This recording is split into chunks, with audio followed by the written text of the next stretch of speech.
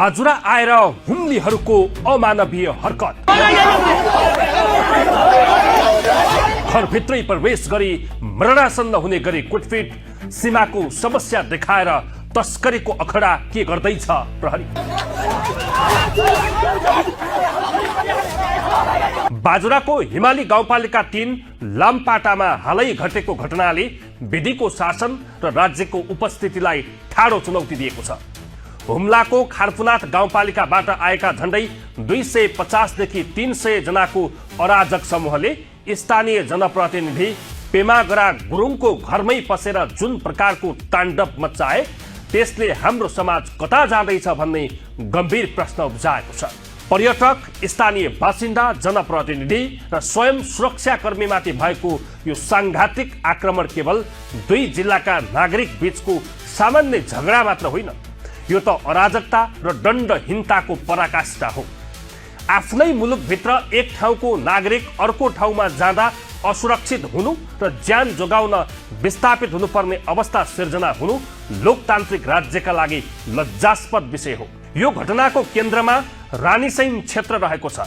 भौगोलिक रूपमा अत्यन्तै सुन्दर र पर्यटकीय सम्भावना बोकेको यो क्षेत्र अहिले सीमा विवाद र स्वार्थ समूहको चंगुलमा फसेको छ। धनगढी उपमहानगरपालिकाका नगर प्रमुख गोपाल हमाल र हिमाली गाउँपालिकाका अध्यक्ष गोविन्द मल्ल सहितको टोलीलाई रानीसैन जानबाट रोक्नु र उनीहरूलाई फिर्ता हुन बाध्य पार्नुले त्यहाँ एउटा निश्चित समूहको समानान्तर सत्ता चलिरहेको भान गराएको छ।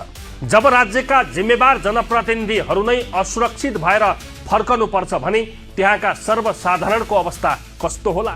लामपाटाका स्थानीयहरू घर छोडेर विस्थापित हुनुपर्ने अवस्था आउनुले शान्ति सुरक्षाको स्थिति शून्य रहेको पुष्टि गर्छ।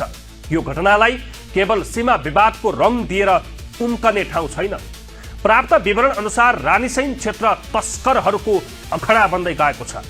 त्यहाँ प्रहरी चौकी स्थापना गर्न खोज्दा अवरोध पुर्याइनुले नै स्पष्ट पार्छ कि केही समूहहरू त्यहाँ कानुनको आँखाबाट बचेर अवैध गतिविधि सञ्चालन गर्न चाहन्छन्। जबसम्म कुनै क्षेत्र राज्यको बलियो उपस्थिति रहँदैन तबसम्म तस्कर र अराजक तत्त्वहरूले सीमा विवाद जस्ता संवेदनशील मुद्दालाई आफ्नो ढाल बनाइरहन्छन्।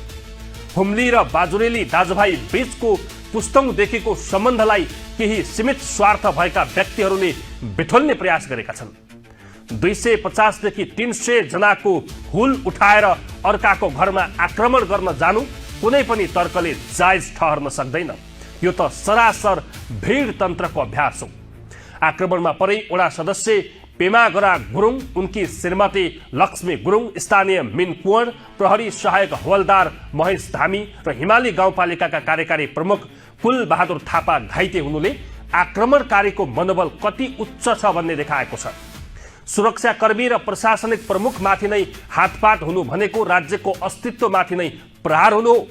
घाइतेहरूको शरीरमा लागेको चोट त निको होला, तर स्थानीय बासिन्दाको मनमा बसेको त्रास र राज्यप्रतिको अविश्वास मेटाउन धेरै कठिन छ। एउटा वडा सदस्यको घरमा पसेर कुटपिट, तोडफोड र लुटपाट गर्नु भनेको व्यक्तिगत रिसिभी मात्र नभई सामाजिक सद्भाव बिथोल्ने र अर्को समुदायलाई तर्साउने नियोजित रणनीति देखिन्छ। रानीसैनको स्वामित्वका बारेमा तथ्य र प्रमाणहरूले बोल्ने नै छन्। नेपालको प्रशासनिक नक्सा र ऐतिहासिक दस्तावेजहरूले कुन क्षेत्र कुन जिल्लामा पर्छ भन्ने कुरा स्पष्ट पारेकै हुन्छ। यदि सीमामा केही अस्पष्टता छ भने त्यसलाई प्राविधिक टोली र सरकारी निकाय मार्फत समाधान गरिनुपर्छ।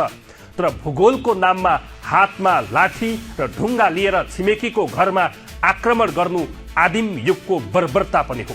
हुम्ला र बाजुरा दुवै जिल्लाका नागरिकहरूले दशकौंदेखि अभाव र गरिबीसँग जुझ्दै आएका छन्। यस्तो अवस्थामा आपसमा लड्नु भनेको दुवै पक्षको हार हो।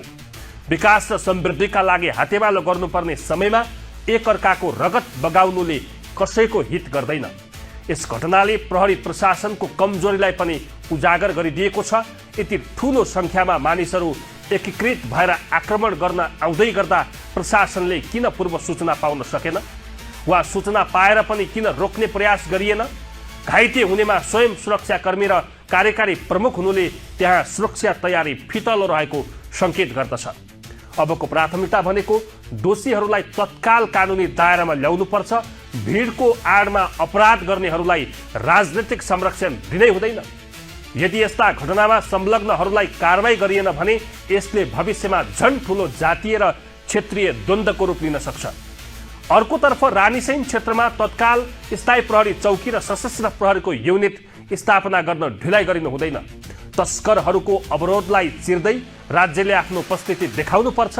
तस्करी र अवैध गतिविधि नियन्त्रण हुने बित्तिकै यस्ता कृत्रिम विवादहरू स्वतः कम हुँदै जानेछन्। स्थानीय प्रशासनले दुवै जिल्लाका जनप्रतिनिधि, नागरिक समाज र बुद्धिजीवीहरूलाई राखेर संवादको वातावरण सिर्जना गर्नुपर्दछ।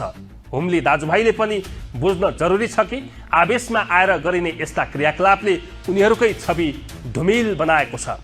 छिमेकीको घर जलाएर आफ्नो आँगन उज्यालो हुँदैन भन्ने सत्यलाई सबैले आत्मसात गर्नुपर्दछ। यो घटनाको सूक्ष्म अनुसन्धान हुनैपर्छ।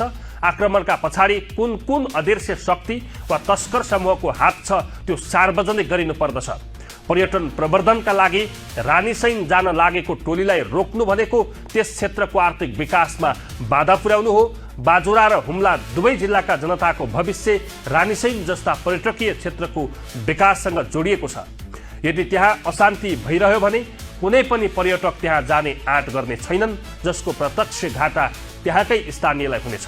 पीडितलाई उचित क्षतिपूर्ति र घाइतेहरूको निःशुल्क उपचारको व्यवस्था राज्यले गर्नुपर्दछ। विस्थापित भएका लामपाटावासीलाई ससम्मान आफ्नै घर फर्किने वातावरण निर्माण गरिनुपर्दछ। हुम्ला र बाजुराको यो विवादलाई छिटो भन्दा छिटो प्राविधिक र प्रशासनिक तौरबाट टुङ्ग्याएर स्थायी शान्ति कायम गरिनुपर्दछ। रानीसैन कसको हो भन्ने कुरा प्रमाणले बोल्छ, तर मानिसको ज्यान र सामाजिक सद्भाव कसैको प्रमाण वा सीमा भन्दा धेरै महत्त्वपूर्ण हुन्छ।